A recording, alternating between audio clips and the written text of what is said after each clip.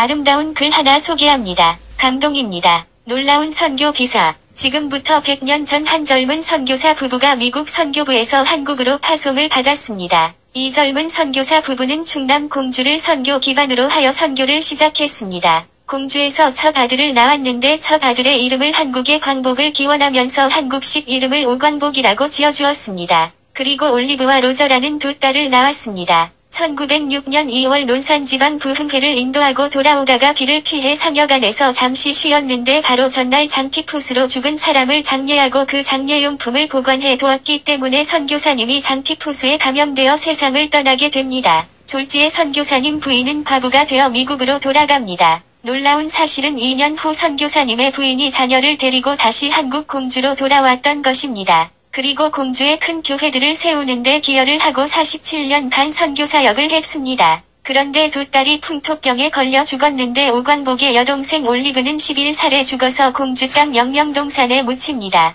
오광복은 공주에서 태어나 초등학교부터 중학교까지 나오고 다시 미국으로 건너갔습니다. 그리고 다시 한국으로 나오게 됩니다. 그때가 바로 일제 식민지 통치에서 해방되어 하지 장군이 군정관으로 한국을 신탁 통치하던 때였습니다. 그때 영어와 한국말을 능통하게 구사할 사람이 필요했습니다. 바로 그 사람이 선교사 아들 오광복입니다. 오광복이 하지의 참모가 되어 한국 정부 수립에 관여합니다. 그때 하지가 오광복에게 자네가 한국 실정을 잘 아니 앞으로 한국을 이끌어 갈 인재 50명을 추천해 달라고 합니다. 오광복은 어머니와 상의한 후 어머니가 추천해주는 50명을 하지 장군에게 소개했습니다. 놀라운 사실은 그중 48명 거의 다 기독교인이라는 것입니다. 그래서 한국 정부 수립될 때 요소요소의 기독교인들이 들어가서 나라를 세웁니다. 특별히 문교부 장관의 기독교인이 임명되어 미신타파를 시작했습니다. 국방부 장관이 기독교인이 되어 군대 안에 군목제도의 토대를 마련하여 한국군을 하나님의 군대로 만들었습니다.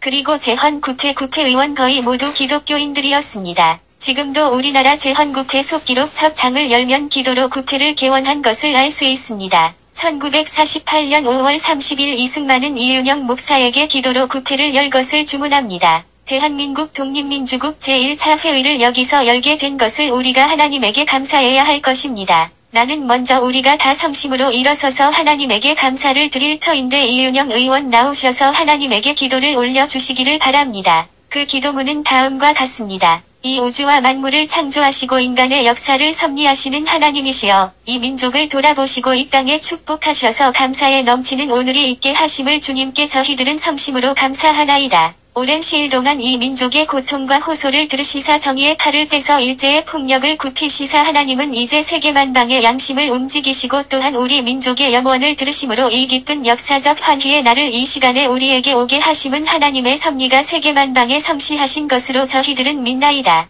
하나님이시여, 이로부터 남북이 둘로 갈리어진 이 민족의 어려운 고통과 수치를 신원하여 주시고 우리 민족 우리 동포가 손을 같이 잡고 웃으며 노래 부르는 날이 우리 앞에 속히 오기를 기도하나이다. 이때 기독교인이 전 국민의 5% 안 되는 때였습니다. 그런데 윌리엄 사모님이 추천해준 50명의 기독교인들이 각 분야에 들어가서 영향을 미친 결과 10년 만에 500만이 되고 20년 만에 1000만 성도가 되는 기적이 일어난 것입니다. 여러분, 이 기적 어떻게 가능했습니까? 미 군정 시절 오광복이 추천한 50명부터 시작했습니다. 오광복에게 누가 50명을 추천했습니까? 바로 오광복의 어머니 이영만리 타국에서 남편을 잃어버리고 두 딸을 잃어버렸는데도 다시 한국으로 돌아와 한 아래 미랄이 되신 사모님 때문입니다. 오광복은 1994년 87세 일기로 소천했는데 11살에 죽은 내 동생 올리브가 묻혀있는 공주 영면동산 내 동생 곁에 나를 묻어달라고 유언했습니다. 아마도 한평생 동안 한국에서 풍토병으로 죽은 동생이 가슴에 살아있었나 봅니다.